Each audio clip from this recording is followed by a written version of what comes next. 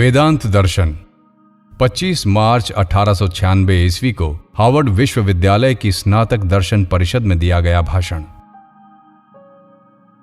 भारत में संप्रति जितने दार्शनिक संप्रदाय हैं वे सभी वेदांत दर्शन के अंतर्गत आते हैं। वेदांत की कई प्रकार की व्याख्याएं हुई हैं और मेरे विचार से वे सभी प्रगतिशील रही हैं। प्रारंभ में व्याख्याएं द्वैतवादी हुईं, अंत में अद्वैतवादी। वेदांत का शाब्दिक अर्थ है वेद का अंत। वेद हिंदुओं के आदि धर्म ग्रंथ हैं। कभी कभी पाश्चात्य देशों में वेद को केवल ऋचाएं और कर्मकांड ही समझा जाता है, किंतु अब इनको अधिक महत्व नहीं दिया जाता और भारत में साधारणतः वेद शब्द से वेदांत ही समझा जाता है। यहां के टीकाकार जब धर्म ग्रंथों से कुछ उद्धृत करना चाहते हैं तो साधारणतः वे वेदांत से ही उद्धृत करते हैं। ये लोग वेदांत को श्रुति कहते हैं। ऐसी बात नहीं है कि जो ग्रंथ वेदांत के नाम से विख्यात हैं उनकी रचना वैदिक कर्मकांड के बाद हुई। ईशोपनिषद जो यजुर्वेद का 40वां अध्याय है, वेदों के प्राचीनतम अंशों में है। ऐसे भी उपनिषद हैं जो ब्राह्मणों के अंश हैं। अन्य उपनिषद न तो ब्राह्मणों के न वेद के अन्य भागों के ही अंतर्गत हैं, किंतु इससे यह नहीं समझना चाहिए कि वे वेद के अन्य भागों से पूर्णतः स्वतंत्र हैं। ये तो हम जानते हैं कि वेद के अनेक भाग सर्वथा अप्राप्य हैं तथा उनके ब्राह्मण भी नष्ट हो चुके हैं। अतः यह संभव है कि जो उपनिषद अब स्वतंत्र ग्रंथ जैसे प्रतीत होते हैं वे ब्राह्मणों के अंतर्गत रहे हों। ऐसे ब्राह्मण ग्रंथ लुप्त हो गए हैं, मात्र उपनिषद अवशिष्ट हैं। इन उपनिषदों को आरण्यक भी कहते हैं। व्यवहारिक रूप में वेदांत ही हिंदुओं का धर्म ग्रंथ है। जितने भी आस्तिक दर्शन हैं सभी इसी को अपना आधार मानते हैं। यदि उनके उद्देश्य के अनुकूल होता है तो बौद्ध तथा जैन भी वेदांत को प्रमाण मानकर उससे एक उद्धरण प्रस्तुत करते हैं। यद्यपि भारत के सभी आस्तिक दर्शन वेदों पर आधारित हैं, फिर भी उनके नाम भिन्न भिन्न हैं। अंतिम दर्शन जो व्यास का है, पूर्व प्रतिपादित दर्शनों की अपेक्षा वैदिक विचारों पर अधिक आधारित है। इसमें सांख्य और न्याय जैसे प्राचीन दर्शनों का वेदांत के साथ यथासंभव सामंजस्य स्थापित करने का प्रयत्न किया गया है। इसलिए इसे विशेष रूप से वेदांत कहा जाता है। आधुनिक भारतीयों के अनुसार व्यास सूत्र ही वेदांत दर्शन का आधार माना जाता है। विभिन्न भाष्यकारों ने व्यास के सूत्रों की व्याख्या विभिन्न प्रकार से की है। सामान्यतः अभी भारत में 3 प्रकार के व्याख्याकार हैं।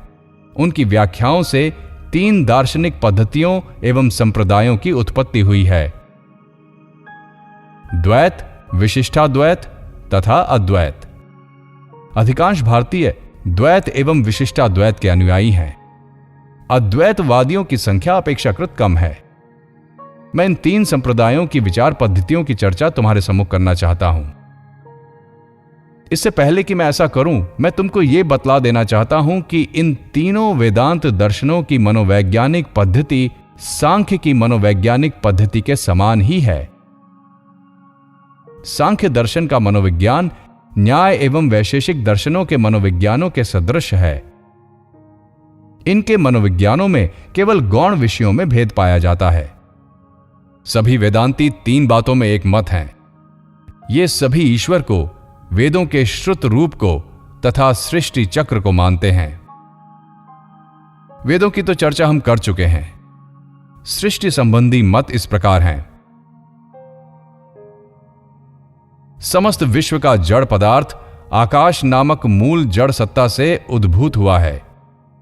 गुरुत्वाकर्षण, आकर्षण या विकर्षण, जीवन आदि जितनी शक्तियां हैं वे सभी आदि शक्ति प्राण से उद्भूत हुई हैं।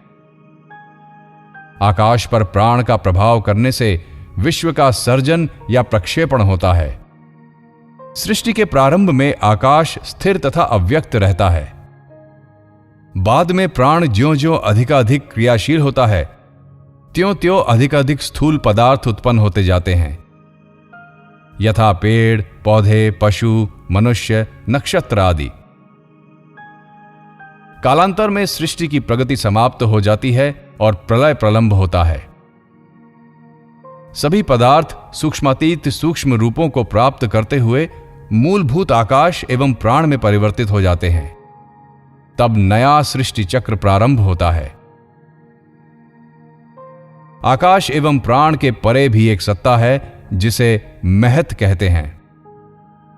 महत आकाश एवं प्राण का निर्माण नहीं करता, स्वयं उनका रूप धारण कर लेता है। अब मैं मन, आत्मा तथा ईश्वर के संबंध में चर्चा करूंगा। सर्वमान्य सांख्य दर्शन के अनुसार चाक्षुष प्रत्यक्ष के लिए चक्षु जैसे उपकरणों की आवश्यकता होती है। इन उपकरणों के पीछे चाक्षुष स्नायु तंतु तथा उसके स्नायु केंद्र दर्शनेंद्रिय हैं। फिर भी इनके बिना आंखें देख नहीं सकती। प्रत्यक्ष के लिए अन्य उपकरण की भी आवश्यकता होती है। इंद्रिय के साथ मन का संयोग भी आवश्यक है।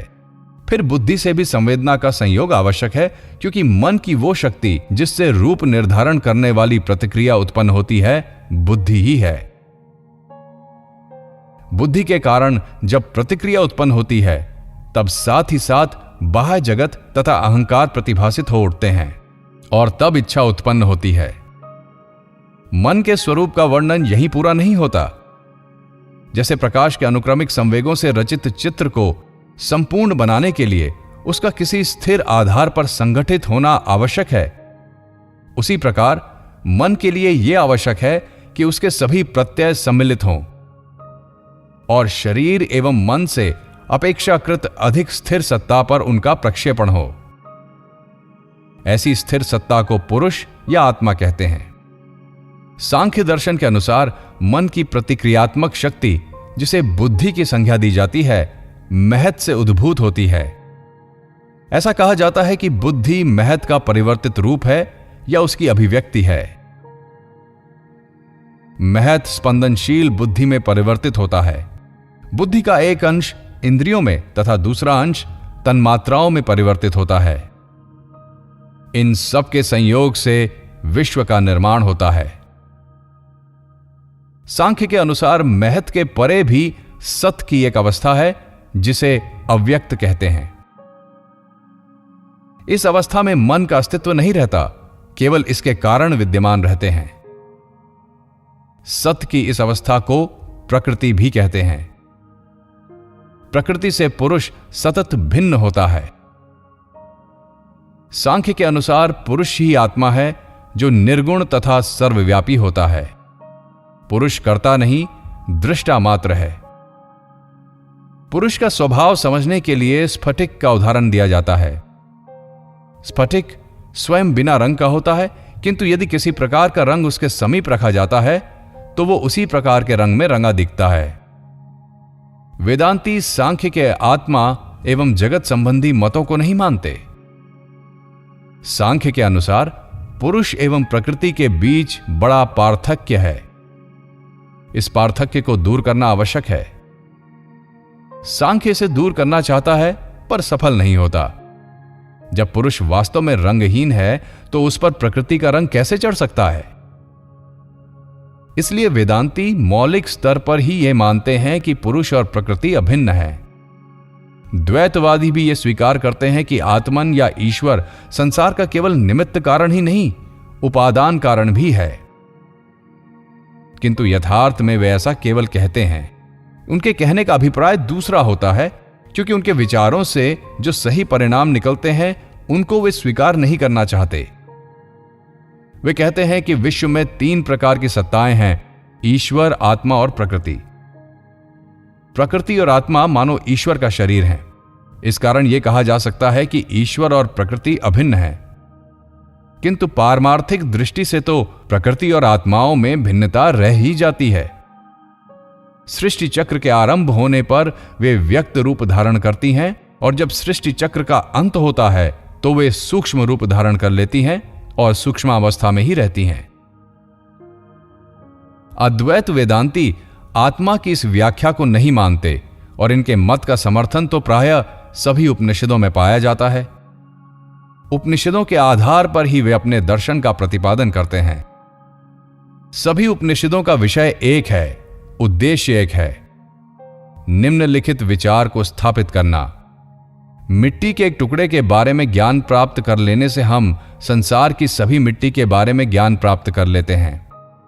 इसी प्रकार अवश्य ऐसा कोई तत्व है जिसको जान लेने से हम संसार की सभी वस्तुओं का ज्ञान प्राप्त कर ले सकते हैं।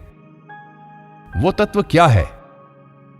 अद्वैतवादी समस्त विश्व को एक सामान्य रूप देना चाहते हैं, विश्व के एकमात्र तत्व को बतलाना चाहते हैं। उनका मूल सिद्धांत यह है कि सारा विश्व एक है और एक ही सत्य नाना रूपों में प्रतिभासित होता है। उनके अनुसार सांख्य की प्रकृति का अस्तित्व तो है, परंतु प्रकृति ईश्वर से अभिन्न है। विश्व, मनुष्य, जीवात्मा तथा जितनी भी अन्य सत्ताएं हैं, सभी सत्य के ही भिन्न भिन्न रूप हैं। मन तथा महत उसी सत्ता के व्यक्त रूप हैं। इस मत के विरोध में कहा जाता है कि यह तो सर्वेश्वरवाद, पैंथिज्म है। यह भी प्रश्न उठता है कि अपरिवर्तनशील सत्य परिवर्तनशील तथा नाशवान में कैसे परिवर्तित हो सकता है। इस समस्या के समाधान में अद्वैत वेदांती विवर्तवाद के सिद्धांत को प्रस्तुत करते हैं। सांख्य मतानुयायियों तथा द्वैतवादियों के अनुसार समस्त विश्व प्रकृति से उद्भूत हुआ है। कुछ अद्वैतवादियों तथा कुछ द्वैतवादियों के अनुसार सारा विश्व ईश्वर से उत्पन्न हुआ है, किंतु शंकराचार्य के अनुयायियों के अनुसार समस्त विश्व ब्रह्म का प्रातिभासिक स्वरूप है। ब्रह्म विश्व का वास्तविक नहीं, केवल आभासी उपादान कारण है। इस संबंध में रज्जु और सर्प का प्रसिद्ध उदाहरण दिया जाता है। रज्जु सर्प जैसी आभासित होती है, वो वास्तव में सर्प नहीं है, उसका सर्प में परिवर्तन नहीं होता। इसी तरह सारा विश्व वास्तव में सत है, सत का परिवर्तन नहीं होता। हम इसमें जितने भी परिवर्तन पाते हैं सभी आभास मात्र हैं। ये परिवर्तन देश, काल तथा निमित्त के कारण होते हैं। मनोवैज्ञानिक सिद्धांत की दृष्टि से नाम रूप के कारण होते हैं। नाम और रूप के द्वारा ही एक वस्तु को दूसरी वस्तु से भेद किया जाता है। अतः नाम और रूप ही उन वस्तुओं के भेद का कारण है। वास्तव में दोनों वस्तुएं एक हैं। अद्वैत वेदांतियों के अनुसार सत और जगत, फिनोमिनन, परस्पर भिन्न सत्ताएं नहीं हैं। रज्जु का सर्प जैसा दिखना भ्रमात्मक है। भ्रम के समाप्त होने पर सर्प का दिखना भी समाप्त हो जाता है। अज्ञानवश व्यक्ति जगत को देखता है, ब्रह्म को नहीं। जब उसे ब्रह्म का ज्ञान होता है तब उसके लिए जगत नहीं होता। अज्ञान जिसे माया कहते हैं जगत का कारण है, क्योंकि इसी के कारण निरपेक्ष अपरिवर्तनशील सत्य व्यक्त जगत के रूप में प्रतिभासित होता है। माया शून्य या असत नहीं है, यह सत्य भी नहीं है, क्योंकि निरपेक्ष अपरिवर्तनशील तत्व ही एकमात्र सत्य है। पारमार्थिक दृष्टि से तो माया को असत कहा जाना चाहिए, किंतु इसे असत भी नहीं कहा जा सकता, क्योंकि तब तो इसके कारण जगत का प्रतिभासित होना भी संभव नहीं हो सकता। अतः यह ना तो सत है ना असत है। वेदांत में इसे अनिर्वचनीय कहते हैं। यही जगत का यथार्थ कारण है। ब्रह्म उपादान कारण है और माया नाम रूप का कारण है। ब्रह्म नाना रूपों में परिवर्तित जैसा प्रतिभासित होता है। इस प्रकार अद्वैतियों के लिए जीवात्मा का स्वतंत्र अस्तित्व नहीं है। उनके अनुसार माया ही जीवात्मा के अस्तित्व का कारण है। पारमार्थिक दृष्टि से उसका अपना कोई अस्तित्व नहीं है। इस प्रकार सत्ता यदि केवल एक है तो यह कैसे संभव हो सकता है कि मैं एक पृथक सत्ता हूं और तुम एक पृथक सत्ता हो। यथार्थ में हम लोग सभी एक हैं। हमारी द्वैत दृष्टि ही सभी अनिष्ट का कारण है। जब भी मैं यह समझता हूं कि मैं संसार से पृथक हूं, तभी पहले भय उत्पन्न होता है और तब दुख का अनुभव होगा।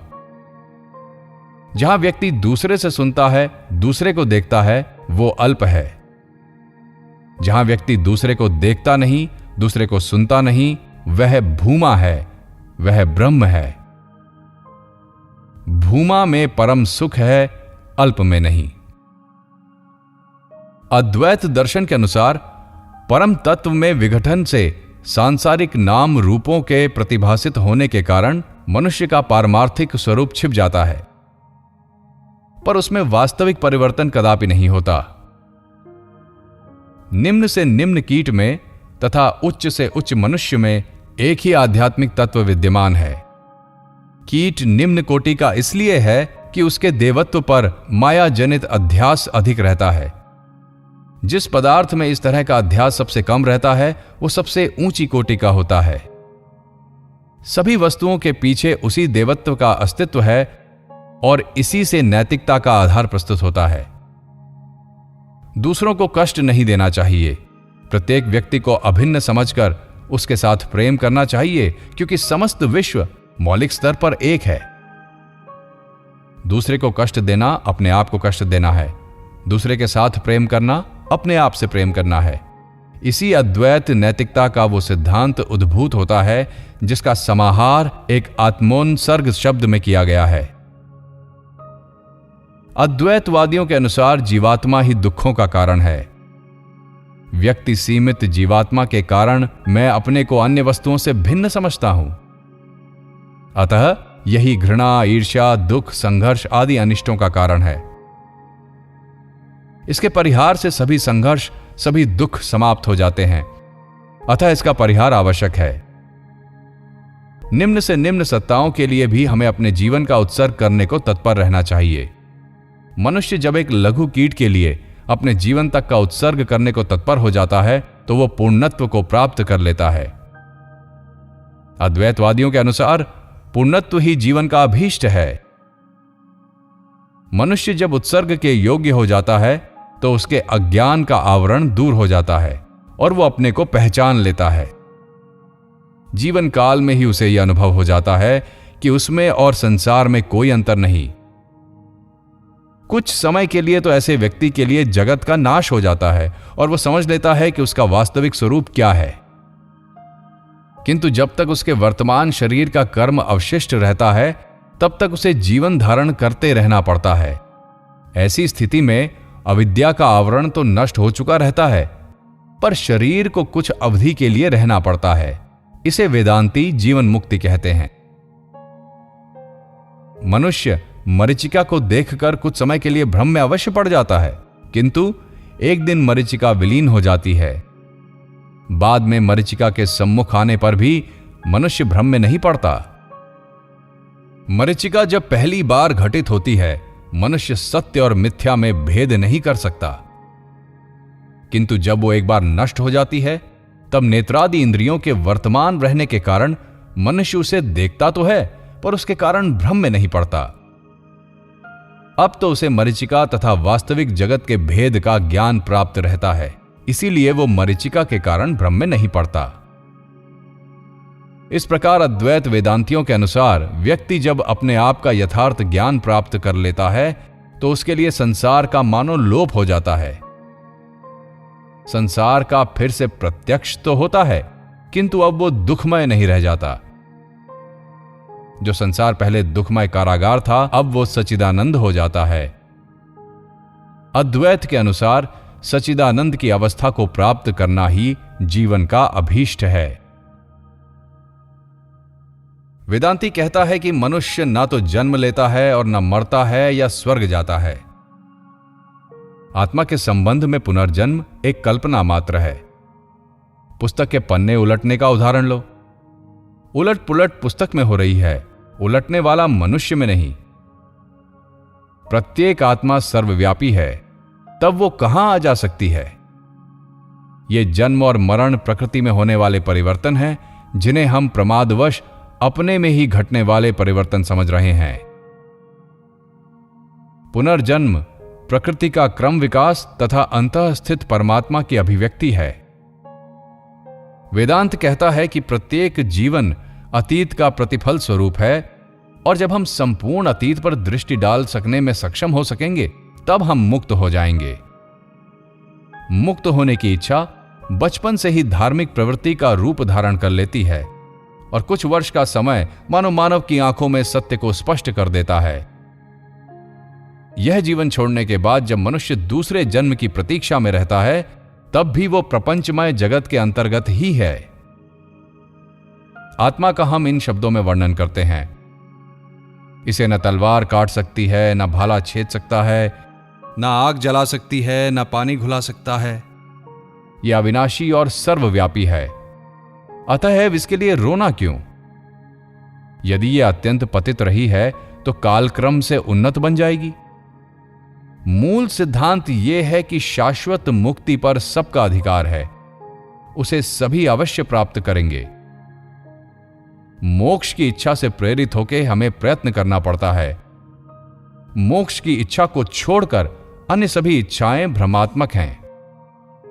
वेदांती कहता है कि प्रत्येक शुभ कार्य इस मुक्ति के लिए ही अभिव्यक्ति है। मैं ये नहीं मानता कि एक ऐसा भी समय आएगा जब संसार से समस्त अशुभ लुप्त हो जाएगा। यह कैसे हो सकता है? यह प्रवाह तो चलता ही रहेगा।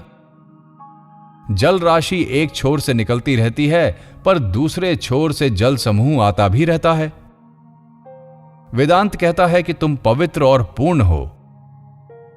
एक अवस्था ऐसी भी है जो कि पाप और पुण्य से परे है, और वही तुम्हारा प्रकृत स्वरूप है। वह अवस्था पुण्य से भी ऊंची है। पुण्य में भी भेद ज्ञान है, किंतु पाप से कम। हमारे यहां पाप विषयक कोई सिद्धांत नहीं, हम तो उसे अज्ञान कहते हैं। जहां तक नीति शास्त्र, अन्य लोगों के प्रति व्यवहार आदि का संबंध है, ये सब प्रपंचमय जगत के अंतर्गत हैं। सत्य तो यह है कि परमात्मा में अज्ञान जैसी किसी वस्तु के आरोप करने की बात सोची ही नहीं जा सकती। उसके संबंध में हम कह सकते हैं कि वो सतचित आनंद स्वरूप है। उस अतीन्द्रिय निरपेक्ष सत्ता को विचार और वाणी द्वारा व्यक्त करने का हमारा प्रत्येक प्रयत्न उसे इंद्रियाग्राह्य और सापेक्ष बना देगा, और इस तरह उसके वास्तविक स्वरूप को नष्ट कर देगा। एक बात हमें ध्यान रखनी होगी, और वो ये है कि इंद्रियाग्राह्य जगत में मैं ब्रह्म हूं, इस प्रकार का कथन नहीं किया जा सकता। यदि तुम इस नाम रूपमय जगत में आबद्ध हो और साथ ही अपने को ब्रह्म होने का भी दावा करो, तो तुम्हें अनाचार करने से कौन रोक सकता है? अतएव तुम्हारा ब्रह्म होने की बात इंद्रियातीत जगत के विषय में ही लागू हो सकती है। यदि मैं ब्रह्म हूं तो इंद्रिय वृत्तियों से परे हूं और पाप कर ही नहीं सकता। निश्चय ही नैतिकता मनुष्य का चरम लक्ष्य नहीं है, वह तो मोक्ष प्राप्ति का साधन मात्र है। वेदांत कहता है कि इस ब्रह्म तत्व की अनुभूति का एक मार्ग योग है। योग अपने आंतरिक मुक्त स्वभाव की अनुभूति से होता है, और इस अनुभूति के सामने सभी वस्तुएं पराभूत हो जाती हैं। नैतिकता और आचार सभी अपने सम्यक स्थान में विन्यस्त हो जाएंगे। अद्वैत दर्शन के विरोध में जितनी भी आलोचनाएं की गई हैं, उन सब का सारांश यह है कि उससे इंद्रिय सुखों के भोग में बाधा पहुंचती है। हम हर्षपूर्वक इस बात को स्वीकार करते हैं। वेदांत दर्शन परम निराशावाद को लेकर प्रारंभ होता है और उसकी समाप्ति होती है यथार्थ आशावाद में। हम ऐन्द्रिक आशावाद को अस्वीकार करते हैं, परंतु इंद्रियातीत आत्मानुभूति पर आधारित सच्चे आशावाद को स्वीकार करते हैं। यथार्थ सुख इंद्रियों में नहीं, इंद्रियों से परे है, और प्रत्येक व्यक्ति में वो विद्यमान है। संसार में हम जो तथाकथित आशावाद देखते हैं, वो हमें इंद्रिय परायण बनाकर विनाश की ओर ले जाता है। हमारे दर्शन में निषेध, नेति नेति का बहुत बड़ा महत्व है। निषेधीकरण में वास्तविक आत्मा का अस्तित्व बोध निहित है। ऐन्द्रिक जगत को अस्वीकार करने के दृष्टिकोण से वेदांती निराशावादी है, पर इंद्रियातीत सच्चे जगत को स्वीकार करने के दृष्टिकोण से वो आशावादी है। यद्यपि वेदांत कहता है कि बुद्धि से भी परे कोई वस्तु है, तो भी वो मनुष्य की तर्क शक्ति को उचित मान्यता प्रदान करता है, उसकी अवहेलना नहीं करता, क्योंकि उस वस्तु की प्राप्ति का मार्ग बुद्धि से होकर ही जाता है। समस्त पुराने अंधविश्वासों को भगा देने के लिए हमें तर्क बुद्धि की आवश्यकता है, और अंत में जो बच जाता है वही वेदांत है। संस्कृत में एक सुंदर कविता है जिसमें एक साधु पुरुष अपने आप से कहता है, मेरे मित्र तू क्यों रोता है, तेरे लिए न भय है न मृत्यु, तू क्यों रोता है, तेरे लिए कोई दुख कष्ट नहीं है, क्योंकि तू तो इस अनंत नीलाकाश की भांति स्वभावतः अपरिवर्तनशील है। नील गगन के सामने रंग बिरंगे बादल आते हैं, क्षण भर खेल करते हैं और फिर चले जाते हैं, पर आकाश ज्यों का त्यों ही रहता है। तुझे भी केवल अज्ञान रूपी बादलों को भगा देना है। हमें केवल द्वार खोलकर रास्ता साफ कर देना है। पानी अपने आप आकर वेग से भर जाएगा, क्योंकि वो यहां पहले से ही विद्यमान है। मानव मन का अधिकांश चेतन एवं कुछ अंश अचेतन होता है, और उसके लिए चेतन से परे चले जाना संभव है। यथार्थ मनुष्य बन जाने पर ही हम तर्क बुद्धि से अतीत हो सकते हैं। उच्चतर और निम्नतर शब्दों का प्रयोग हम केवल प्रपंचमय जगत में ही कर सकते हैं। इनका अतीन्द्रिय जगत के विषय में प्रयोग करना सहज ही विरोधाभास है, क्योंकि वहां विभेद नहीं है। इस प्रपंचमय जगत में मनुष्य योनि उच्चतम है। वेदांती कहता है कि मानव देवता से भी ऊंचा है। समस्त देवताओं को एक न एक दिन मरना ही होगा और पुनः मनुष्य जन्म लेना होगा। केवल मनुष्य शरीर में ही वे पूर्णत्व लाभ कर सकते हैं। यह सत्य है कि हम एक विचार प्रणाली की, एक मत या वाद की सृष्टि करते हैं, किंतु हमें यह मानना पड़ेगा कि वो पूर्ण नहीं है, क्योंकि सत्य सभी प्रणालियों से परे की चीज है। हम अपने उस मत की अन्य मतों से तुलना करने को तैयार हैं, और यह सिद्ध भी कर सकते हैं कि वही एकमात्र युक्ति संगत मत हो सकता है, पर वो पूर्ण नहीं है, क्योंकि युक्ति स्वयं अपूर्ण है। तो भी वही एकमात्र युक्ति संगत विचार प्रणाली है जिसकी धारणा मानव मन कर सकता है। यह कुछ अंशों में सत्य है कि किसी भी मत के परिपुष्ट होने के लिए उसका प्रचार होना चाहिए। किसी भी मत का उतना प्रचार नहीं हुआ जितना कि वेदांत का। अभी भी शिक्षा व्यक्तिगत संपर्क द्वारा ही होती है। बहुत सा पढ़ लेने से ही मनुष्य का निर्माण नहीं होता। जितने भी यथार्थ मनुष्य हो चुके हैं, वे सब व्यक्तिगत संपर्क द्वारा ही बने थे। यह सत्य है कि ऐसे यथार्थ मनुष्य बहुत कम संख्या में हैं, पर उनकी संख्या बढ़ेगी। तो भी यह विश्वास नहीं किया जा सकता कि एक दिन ऐसा भी आएगा जब हम सबके सब दार्शनिक बन जाएंगे। हमारा इस बात में विश्वास नहीं है कि कभी ऐसा समय आएगा जब केवल सुख ही सुख रहेगा और दुख का सर्वथा अभाव हो जाएगा। हमारे जीवन में कुछ क्षण ऐसे आते हैं जब हमें परमानंद की झलक मिल जाती है, और उस समय हम न कुछ लेना चाहते हैं न देना। उस महदानंद की अनुभूति की अवस्था में हम उस आनंद को छोड़ और कुछ भी अनुभव नहीं करते, पर ये क्षण लुप्त हो जाते हैं और पुनः हम विश्व के प्रपंच को अपने सामने चलते फिरते देखते हैं। हम जानते हैं कि ये सब सभी वस्तुओं के आधार स्वरूप ईश्वर पर चित्रित रंग बिरंगी पच्चीकारी मात्र है। वेदांत शिक्षा देता है कि निर्वाण लाभ यहीं और अभी हो सकता है। उसके लिए हमें मृत्यु की प्रतीक्षा करने की आवश्यकता नहीं। निर्वाण का अर्थ है आत्म साक्षात्कार कर लेना, और यदि एक बार भी, वो चाहे क्षण भर के लिए ही क्यों ना हो, हमें यह अवस्था प्राप्त हो गई, तो फिर कभी भी हम व्यक्तित्व की भ्रांति से विमोहित न हो सकेंगे। हमारे चक्षु हैं, अतः हम प्रतीयमान वस्तु को ही देखते हैं। हमने उसके वास्तविक स्वरूप को जान लिया है। ये वो आवरण है जिसने अपरिणामी आत्मा को ढक रखा है। आवरण खुल जाता है और तब हम इसके पीछे अवस्थित आत्मा को देख पाते हैं। सभी परिवर्तन या परिणाम आवरण में ही होते हैं। साधु पुरुष में यह आवरण इतना महीन होता है कि उसमें आत्मा की हमें स्पष्ट झलक दिखाई पड़ती है, पर पापी में यह आवरण इतना मोटा होता है कि हम इस सत्य में संशय करने लगते हैं कि पापी के पीछे भी वही आत्मा है जो साधु पुरुष के पीछे विद्यमान है। जब संपूर्ण आवरण हट जाता है तब हम देखने लगते हैं कि वास्तव में आवरण का अस्तित्व किसी काल में नहीं था। हम सदैव आत्मा ही थे, अन्य कुछ भी नहीं। यहां तक कि आवरण की बात ही भूल जाती है। जीवन में इस विभेद के दो चरण हैं।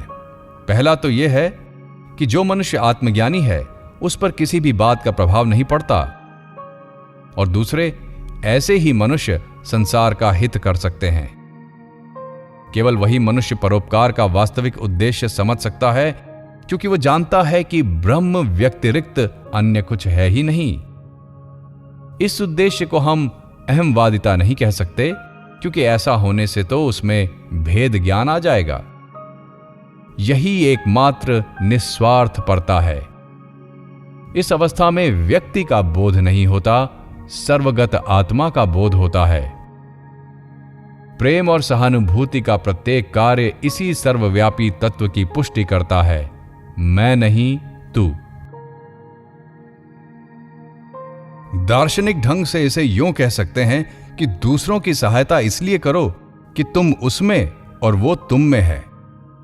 केवल सच्चा वेदांती ही बिना किसी दुख या हिचकिचाहट के दूसरे के लिए अपना जीवन दे सकता है, क्योंकि वो जानता है कि वो अमर है।